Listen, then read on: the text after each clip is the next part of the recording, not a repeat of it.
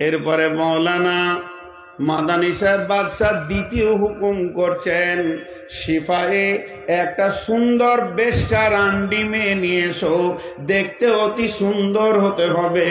মেয়েটা আনা হলো এবং ওই মেয়েটাকে বলা হলো, এই ঘরে একটা বাদামালা যুবক আছে, সারা রাতের মধ্যে যদি একবার তুমি দৈহিক মিলন করে নিতে পারো, ওর সঙ্গে যদি সম্পর্ক কায়েম করতে পারো, আগামীকাল সকালে রাজকোষ থেকে 10 লক্ষ টাকা দেওয়া হবে।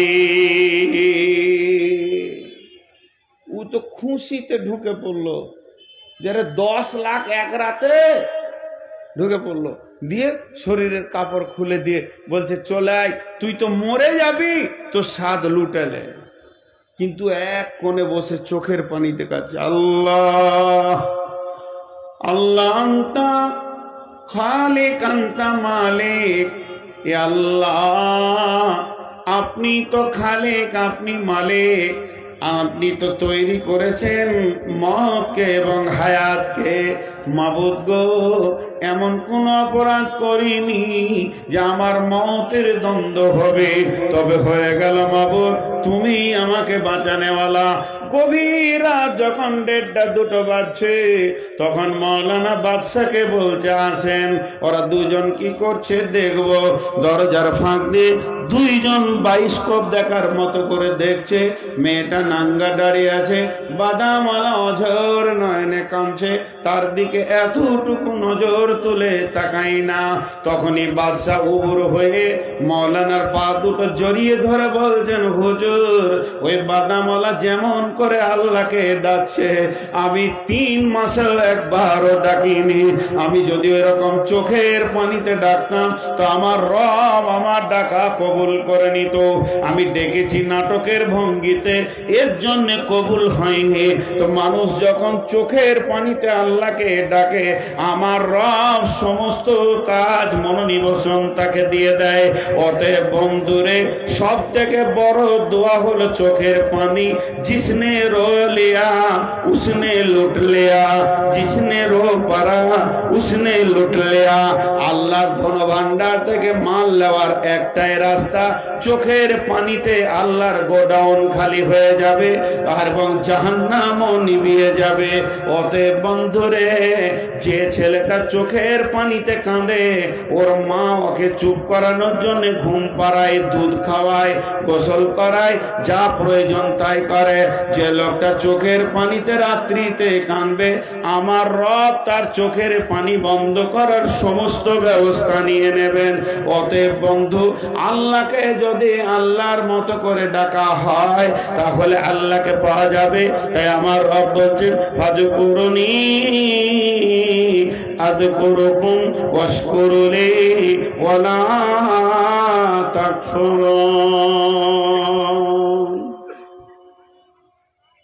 জি ভাই, আল্লাহর উপরে ঈমান, ওয়াল ইয়াউমিল আখিরি, আখিরাতের উপরে ঈমান আনতে হবে।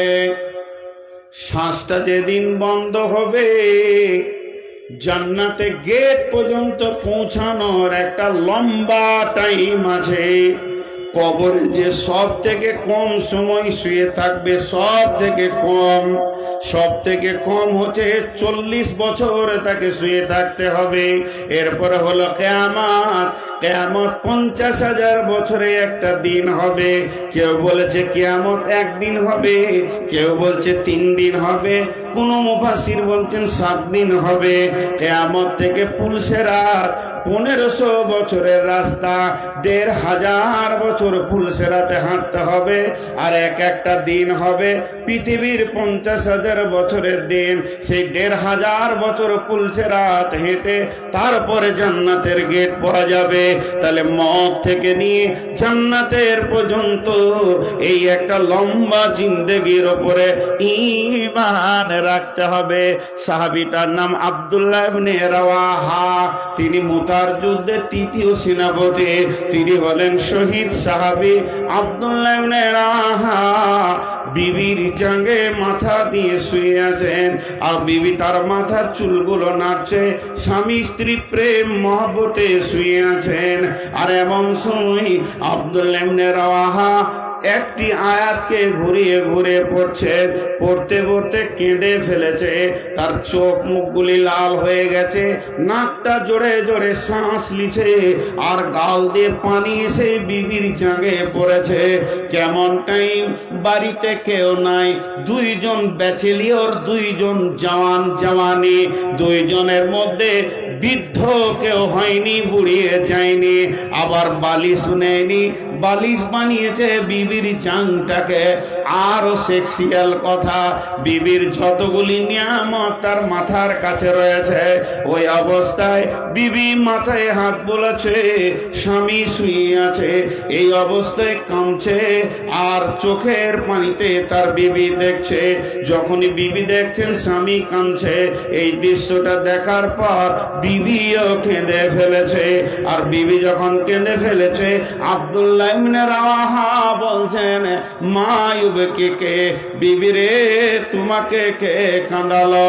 বিবি উত্তরে বলছেন, বাকাই কেলে বাকাই কা, আপনি কাঁদছেন তাই আমি কাঁদছি। আপনার মতো বুদ্ধিমান রসুলের সাহাবী আপনার নামের পাশে আছে রাদিয়াল্লাহু আনহু, আপনি যদি কাঁদতে পারেন নিশ্চয়ই কাঁদের কোনো ভেজাল ঢুকে আছে, এর জন্য আমি কাঁদছি। আব্দুল্লাহ ইবনে রাওয়াহা বলছেন, বিবি রে তুমি কি একবার আমার মুখের দিকে শুনবে না, খালি চোখটা দেখবে আমি মুখে কি বলছি শোনো। সেটা সূরা মারিয়ামের 71 নম্বর আয়াতটা বলছেন, বিসমিল্লাহির রহমানির রহিম, ওয়া ইম মিনকুম ইল্লা ওয়ারিদুহা কানা আলা রাব্বিকা আল্লাহ বলছেন, কি বলছেন দেখেন, আল্লাহ তাবারাক ওয়া তাআলা বলছেন কোরআনের ভিতরে, ওয়া ইম মিনকুম ইল্লা ওয়ারিদুহা কানা আলা রাব্বিকা হাতমান মাকদিয়া। আল্লাহ এই জায়গায় বলছেন, বিশ্ববাসী রে, ধনী হও গরিব হও, মার্দ হও আওরাত হও, শিক্ষিত হও মূর্খ হও, পরেশগার হও বেপরেশগার হও, মাতাল চোর লম্পট হও, তাহাজ্জুদ পড়নে वाला, তেলাওয়াত করনে वाला, জিকির করনে वाला হও, নামাজি হও বেনামাজি হও, এমন কি আখেরি নবীকেও ছাড় দেওয়া হবে না। আমার রব বলছেন, তোমাদের জান্নাতে যাওয়ার জন্য আমি একটা রাস্তাকে অজীব করে দিয়েছি, এর দ্বিতীয় কোনো রাস্তা নাই, তার নাম হল পুলসেরাত। পুলসেরাতে পা না দেওয়া পর্যন্ত কোন ওলি গাউস কুতুব সাধারণ থেকে নিয়ে আলেম ওলামা জান্নাত পাবে না। বিবি রে, এটা তো আল্লাহ বললেন, আর রাসূলুল্লাহ সাল্লাল্লাহু আলাইহি ওয়াসাল্লাম বলছেন, ওই জান্নাত যে পুলসেরাতে তুমি হাঁটবে, সে চারিদিকে গাছ রয়েছে, কাসাদান, সাদান গাছের মতো বড় বড় বৃক্ষ রয়েছে, তার ফলগুলো ওই যে ছিপে মাছ ধরা এ আঁকড়া আঁকড়া হয় বংশী, ওই রকম ধারালো ফল কোটি কোটি লক্ষ লক্ষ পুলসেরাতে ঝুলতে রয়েছে। বিবি রে, নবীজি বলেছেন, একটা কুরসি যদি কারো চামড়ায় বিঁধে যায়, ওকে জেনে নিতে হবে আমার জান্নাত যাওয়া গেল না, আমার ঠিকানা জাহান্নাম হয়ে গেল। বিবি রে, আমি সেই ভয়ে কাঁদছি। তারা সাহাবী, তাদের বিবি আছে কাছে, আনন্দের টাইমে জাহান্নামের ভয়ে পুলসেরাতের ভয়ে কাঁদছে। আমরা এমন হতভাগা, আমাদের সামনে আখেরাত নাই, তাসের ঝাল হাতে, সুদের টাকা হাতে, জুয়োরের দাইস হাতে, তারপরও আল্লাহর আখেরাত মনে পড়ে না। আমার আল্লাহ বলছেন, মুত্তাকি যদি হবে আখেরাতের লম্বা জিন্দেগিকে বিশ্বাস কর। জি কালেকশন করবো ইনশাআল্লাহ, টেনশন করিয়ে না। जी करबो जी, कलेक्शन करबो इंशाल्लाह, टेंशन करिए। आपके इस पर छोड़ दिए हैं, आपको हमको वादा दीजिए, बस हम अपना टाइम टेबल पर सारा काम करेंगे, चाहे फजीर हो जाए। अल्लाह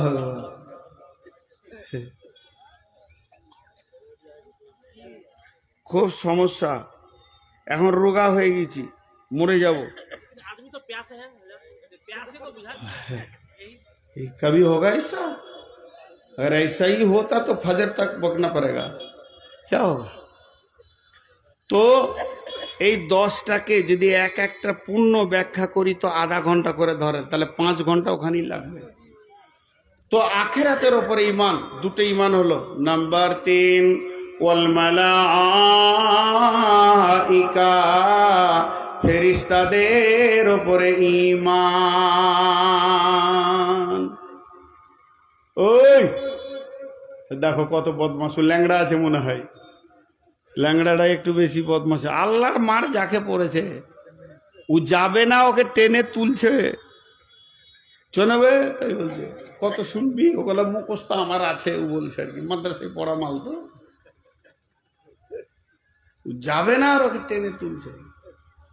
জি দেখেন 3 নম্বর, ওয়াল মালাইকা, আল্লাহর ফেরেশতার উপরে ঈমান আনতে হবে।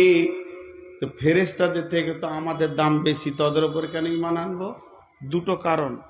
আল্লাহর ফেরেশতা কতগুলো আছে? টোটাল 12,000। জি টোটাল কতটি আছে? 12,000 হবে। অঙ্কটা শুনেলেন কতগুলো আছে? বিশ্বনবী মেরাজে গেছিলেন, একটা মসজিদে নামাজ পড়লেন, মসজিদটার নাম বাইতুল মামুর। ওই মসজিদটা কত লম্বা চওড়া, ওই মসজিদে একসঙ্গে 70,000 ফেরেশতা নামাজ পড়তে পারে। এবার কত লম্বা চওড়া বুঝালেন? 70,000 ফেরেশতা নামাজ পড়ে, আর 70,000 উজু করে দাঁড়িয়ে থাকে। তারপরে এরা বের হয়ে যায়, ওরা ঢুকে যায়, ওরা নামাজ পড়ে বের হলে আবার একটা জামাত ঢুকে যায়। আল্লাহর নবী বলেছেন যে একবার 2 রাকাত নামাজ পড়ে নিয়েছে, কিয়ামত হয়ে যাবে, কিন্তু দ্বিতীয় চান্স আর পাবে না। কতগুলো ফেরেশতা? নাম্বার 2, একটা ফেরেশতার গায়ে ক্ষমতা কতটা? 1 কিল মারলে কি এই টেবিলটাকে ভাঙতে পারবে? বন্ধুরে, কিল মারা তো দূরের কথা, সুর ফুঁকবে তো পৃথিবী আসমান জগৎ বেঘে চুরমার করে দেবে, একটা ফেরেশতার ক্ষমতা। আর আমার আল্লাহ বলছেন, ইউতাবি জাহান্নামা ইয়াউমাইদিন 70 আলাফিন জিমানিন মা কুল্লি জিমানিন 70 আলাফিন মালাকিন। 70,000 লাগাম থাকবে জাহান্নামের মুখে, আর ওই জাহান্নামকে এক একটা লাগামে 70,000 করে ফেরেশতা ধরে নিয়ে আসবে। তার মানে একটা ফেরেশতার ক্ষমতা কত? তাই আমার আল্লাহ বলছেন, ওয়াল মালাইকা, তোরা ফেরেশতার উপরে ঈমান আন। ফেরেশতার উপরে ঈমানটা কেন? ফেরেশতার উপরে ঈমান রাখার কারণটা কি? যদি আপনি মনে করেন এখানে সরকারের সিআইডি আছে, তাহলে আপনি সরকারের বিরুদ্ধে কথা বলবেন না। আমার আল্লাহ বলছেন, তোদের কাছে ফেরেশতা রাখা আছে, মা ইয়ালফিযু মিন কাওলিন ইল্লা লাদাইহি রাকিবুন আতীদ। তুই যে ভাষাটা বলছিস, তোর কি বলছে সব যেন লিপিবদ্ধ করা হচ্ছে। অতএব ফেরেশতার ব্যাপারে সতর্ক অবলম্বন কর। ফেরেশতারা যেন তোদের সিআইডি। এই ফেরেশতারা একদিন বলেছিল, ওদেরকে বানিয়ে লাভ নাই, আমরা এ যথেষ্ট। অতএব ফেরেশতার উপরে তোমরা বিশ্বাস রাখো, কারণ ফেরেশতার উপরে যখন তোমার ঈমান থাকবে, তুমি গুনাহ কম করবে। এই নিচে বস, ওই নিচে বস। তোর চুল তো দেখে মনে হচ্ছে যে মানে সেই লাকনুর বান্দর। হ্যাঁ, কোন মাদ্রাসাতে পড়িস রে তুই? তোর শিক্ষক কেড়ে তোকে ক্লাসে বসতে দেয় কি করে? হ্যাঁ, তোর বাপ কি খেয়াল করে না তোর দিকে? দেখে তো মনে হচ্ছে শিম্পাঞ্জি চুল দেখে। এই চারিদিকটাকে ন্যাড়া করে দিয়ে মাথার মাঝে বড় চুল রাখছে। একজন কবি কলম ধরে নিয়েছে, যুবকদের কথা কিছু শুনো বন্ধুগণ, বর্তমানে যুবক ছেলে বলি তা কেমন, চারিদিকে নাড়া চুল, মাথার মাঝে বড়া, পেতন হতে দেখলে পড়ে লাগে একটি ভেড়া। মেয়ে মানুষ হবার মনে সাদ হলো যার, লম্বা চুলে রেখে মাঝে হলো জানোয়ার। হায় রে খোদা এমন গাধা যুবক ছেলে আজ, সত্য কথা বলবো তবু নাই কো এদের লাজ। এরাই বলে আমরা যুবক আফসোসেতে মরি, মরণ যদি না হয় তোমার লাউগা গলায় দড়ি। সন্ধ্যা হলে ডিউটি করে পুকুর রাস্তার ধারে, কুকুর যেমন রাস্তাঘাটে হারে তল্লাশ করে। এবার আর বাকিটা বলবো না, আমার নোংরা খাওয়া আছে। এই লুচ্চাদের ব্যবহার এত খারাপ, এই চুল রেখে রেখে খালি লোকের বেটি ছেলে হিসাব করে বেড়ায়, আর এমনি করে একবার মাথাটা ঝাড়ছে, মানে ওকে দেখে খুব ভালো লাগছে। আর কিছু ওই ধরনের মেয়েও আছে, ওর চুলের পাগলা হয়ে গিয়েছে, যে চারিদিকে নাড়া মাথায় চুড়ে, তাহলে মাস্তানের কাছে থাকলে হয়তো ভালো হবে। 3 দিন পর প্রেম করে বিয়ে, 4 দিনের দিনে কোর্টে গিয়ে হাজির, আর সুখ নাই। তো এই তো জীবন। এবার আসেন ফেরেশতার উপর ঈমান, আল্লাহর উপরে ঈমান, আখিরাতের উপরে ঈমান, ফেরেশতার উপরে ঈমান। তারপরে আমার আল্লাহ বলছেন ওয়াল কিতাব, এই কিতাবের উপরে ঈমান আনতে হবে। এর উপরে কোনো সন্দেহ আছে কি? কিতাবে কোনো ভুল আছে কি? আল্লাহ বলছে যদি তোদের সন্দেহ হয়, ওয়াইন কুনতুম ফি রাইবিম মিম্মা নাযালনা আলা আবদিনা ফাতু বিসূরাতিম মিন মিসলিহি ওয়াদউ শুহাদাকুম মিন দুনিল্লাহি ইন কুনতুম সাদিকিন। এই কিতাবে কোনো ভুল নাই, এর উপরে বিশ্বাস আনতে হবে। লম্বা কথা আছে, ওদিকে আমি গেলাম না। তারপরে ওয়ান্নাবিয়িন, পৃথিবীতে যত নবী এসেছিলেন তারা সত্য ছিলেন না মিথ্যা? যারা বলেন পৃথিবীর বুকে যত নবী এসেছিলেন, আল্লাহ যাদেরকে পাঠিয়েছিলেন, এরা সত্য নবী ছিলেন না মিথ্যা? আখিরি পয়গম্বর নবী মুহাম্মদ সাল্লাল্লাহু আলাইহি সাল্লাম সত্য ছিলেন না মিথ্যা? বিশ্বাস রাখতে হবে। মুসলমান তো দূরের কথা, একটা মেয়ের কথা বলে আপনি অবাক হয়ে যাবেন। কাফের মুশরিক বেঈমান মেয়ে উমাইয়ার বিবি, উমাইয়া উটকে খেতে দিচ্ছে, আর উটের পিঠে এরকম মারছে, উটের পিঠে মারছে। নবীজি রাস্তায় পেরিয়ে গেছেন, তো উমাইয়া বলছে, এ বেটা মুহাম্মদ, তোকে এই উটে চেপে হত্যা করব। আর কিছু বলেনি। এইটুকু যখনই বলেছে, সঙ্গে সঙ্গে আল্লাহ রসুল উমাইয়াকে বলছে, এই বেটা, চাচা ভাতিজা হচ্ছে সম্পর্কে, আগামী জিহাদে তুই মরবি। আর কিছু বলেনি, আগামী জিহাদে তুই মরবি, আর কিছু বলেনি। বাড়িতে গিয়ে উঠকে খেত পানি দিয়ে নিজে খেতে বসেছে, তো রুটি খেয়েছে, তা মনে হচ্ছে কোন সাতকালের রোগা, ওর মনে শান্তি নেই।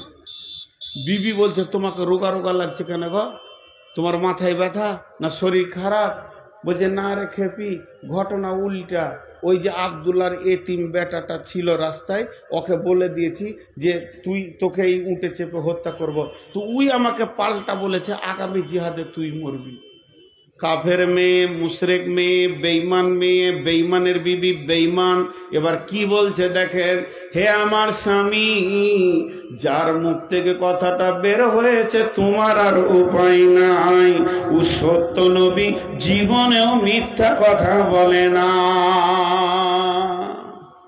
খানিকক্ষণ দম নিলে, বেটা ছেলে তো হুসফুস করে দম নিয়ে মনে মনে নিয়ত করলে আগামী জিহাদে যাব না। তখন বলছে, খেপি রে, তোর হুঁশ নাই, না থাকবে বাঁশ, না বাঁচবে বাঁশরি, আমি তো যাব না জিহাদে।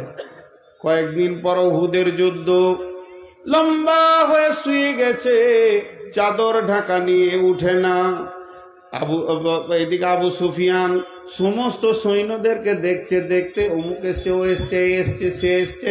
উমাইয়া কয়, উমাইয়া কয়, উমাইয়া বিন খালফ কয়, খুঁজে পেয়েছে না, বলে ডেকে নিয়ে আই।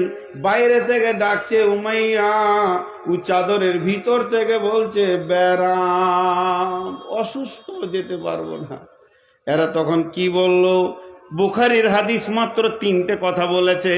প্রথম নম্বর কথা বলেছে, উমাইয়া রে, তুমি যদি জিহাদে না যাও তোমার বাপ দাদার মূর্তিগুলো ভেঙে দাও। 2 নম্বরে তোমাদের জোয়ান বেটিগুলো মুহাম্মদকে দিয়ে দাও। আর 3 নম্বর তোমাদের যত অস্ত্র আছে মুহাম্মদের হাতে তুলে দাও। উমাইয়ার প্রেস্টিজে লেগে গেল, আমাদের বউ বেটি মুহাম্মদের কাছে থাকবে, বাপ দাদার মূর্তি ভেঙে যাবে। সঙ্গে সঙ্গে তলোয়ার নিয়ে বেরিয়ে গেল। এরপরে উটের উপরে গেল, উট থেকে নামে না, যদি নেমেছে তো উটের দড়ি সঙ্গে করে নিয়ে বেড়াচ্ছে, কখন বিপদে পড়ব চলে যাব। আর যেই উমাইয়াকে দেখে নিয়েছে বেলাল তখন তলোয়ারের খাপটা ছুঁড়ে ফেলে দিয়েছে। আর বেলালের তলোয়ারের ঝিলিক উমাইয়ার চোখে পড়েছে। উমাইয়ার তখন পেলপিলিশন শুরু হয়ে গেছে, না জানি বেলালকে দিই মনে হয় আমি দুনিয়া ছাড়ব। সেই ঘটনাই ঘটল, রসুলের কথা মিলে গেল। অতএব পৃথিবীর বুকে যত নবী ছিলেন সত্য নবী ছিলেন, কেউ মিথ্যা নবী নয়। তাহলে ঈমান কয়টা হলো? আল্লাহর উপরে ঈমান, আখিরাতের উপরে ঈমান, ফেরেশতার উপরে ঈমান, কিতাবের উপরে ঈমান, নবীদের উপরে ঈমান। এবার আমল করতে হবে 5টা, তার মধ্যে শেষ 4টা আগে বলবো, প্রথমটা শেষকালে বলবো। ওয়া আকামাস সালাতা, নামাজ কায়েম করতে হবে। ওয়া আতাজ যাকাতা, যাকাত দিতে হবে। ওয়াল মুফুনা বিআহদিহিম ইযা আহাদু, মুসলমান কোনদিন ওয়াদা খিলাফ করবে না, ওয়াদা করবে তো ওয়াদা পুরা করতে হবে। উঠিয়েন না, আর 5 মিনিট বসেন। আগে উঠিয়েন না, জোর করে উঠেছেন কেন? 10টা মিনিট আপনারা ধৈর্য ধরেন, 10টা মিনিট, 10টা গুনিয়ে দেবো ইনশাল্লাহ। কারণ আমি তফসির আর করছি না, যেটুকু না বললে আপনার ব্রেনে ঢুকবে না ওইটু বলবো। 10টা মিনিট চেয়ে নিচ্ছি। এবার কি বলছেন? ওই যে বেলাল যেই তলোয়ার বের করছে, মুসলমান কোনোদিন ওয়াদা খিলাফ করবে না। তার একটা উদাহরণ, আব্দুর রহমান বলে একজন সাহাবী, ওর অভাব করেছে, তো ধার করবে কার কাছে? তো ওই উমাইয়ার কাছে গেছে, ওই বেঈমানটার কাছে। যে বলছে কিছু ধার দে। তখন বলছে আমি যে এখনো ইসলাম কবুল করিনি, আমার বিজনেসটা হচ্ছে সুদের, তুই সুদ দিবি তাহলে ধার দিব, না হলে দিব না। আব্দুর রহমান বলছে আমি কালেমা পড়েছি, আমি সুদ খানেওয়ালা লই, সুদ দেনেওয়ালা লই, তোকে সুদ দিব না, এমনি ধার দিবি তো দে, না দিবি তা ছাড়, দেখা যাক। এমনি সম্পর্কে আত্মীয় হয়, ওই চাপ দিয়ে বলছে। তখন বলছে কি আর বলবো রে, তোকে না দিলেও চলে না, আচ্ছা যা তাহলে একটা ওয়াদা কর। বলে কি ওয়াদা? বলে আমি যখন কঠিন বিপদে পড়ব রে, তোকে তখন জান দিয়ে বাঁচাতে হবে। খানিক চুপ থেকে বলছি হয়তো জ্বর সর্দি কিছু বিপদ আপদ অ্যাক্সিডেন্ট হবে। তো বলছে আচ্ছা ঠিক আছে, তোকে বাঁচাবো, যা জান দিয়ে আমি যতদূর পারবো তোকে বাঁচাবার চেষ্টা করব। আসল বাঁচানোওয়ালা তো আল্লাহ, আমার দিক থেকে বেঈমানি থাকবে না, ওয়াদা করে দিলাম। এবার এর মুসলমানের ওয়াদা দেখেন কত শক্ত। যখনই ওহুদের প্রান্তে বেলাল তলোয়ার নিয়ে দৌড়েছে উমাইয়ার পেছনে, আব্দুর রহমানও ছিল এই ওহুদের প্রান্তে। ওর ওয়াদা ছিল যখন উমাইয়া বিপদে পড়বে তো আমাকে বাঁচাতে হবে। আব্দুর রহমান তলোয়ারটা হাত থেকে ফেলে দিয়ে এবার দৌড় মারতে লাগলো, কেমন করে উমাইয়াকে বাঁচায়, কারণ আমি মুসলমান কোনোদিন ওয়াদা খিলাফ করতে পারি না। দৌড়তে দৌড়তে দৌড়তে দৌড়তে বেলালের আগা মেরে দিল। সামনে আছে উমাইয়া, মধ্যখানে আব্দুর রহমান, আর পেছনে আছে বেলাল। উমাইয়া উবুর হয়ে পড়ে গেল বালুর ওপরে। আর যখনই বালুর ওপরে পড়েছে, বেলাল এমনি করে তলোয়ার তুলেছে, তোর ঘাড়ে আর গর্দন রাখবো না। যখনই ওপরে তুলেছে, আব্দুর রহমান উমাইয়ার ওপরে শুয়ে পড়েছে, আর বেলাল কোপ মারতে পারলো না। ওপরে রয়েছে মুমিন, নিচে রয়েছে বেঈমান। এবার আব্দুর রহমান বলছে ভাই রে, আল্লাহর কালাম পাক বলেছে ওয়াল মুফুনা বিআহদিহিম ইযা আহাদু, যখন তুমি কোনো ওয়াদায় আবদ্ধ হবে, ওয়াদা খিলাফ মুসলমান করতে পারে না, তাই আমি আমার ওয়াদা রাখার জন্য এসেছি। বেলাল তখন বলছে ভাই তুমি তো মুসলমান, নিশ্চয়ই তুমি মুসলমান বলে ওই কাজ করেছো। এদিকে কথার ভিতরে বিড়বিড় বিড়বিড় বেলাল আর উমাইয়া আব্দুর রহমানের কথা চলছে। আব্দুর রহমান ওইদিকে কথার মধ্যে মেতে রয়েছে, আর বেলাল ওকে কথার ভিতরে পাগল করে রেখেছে।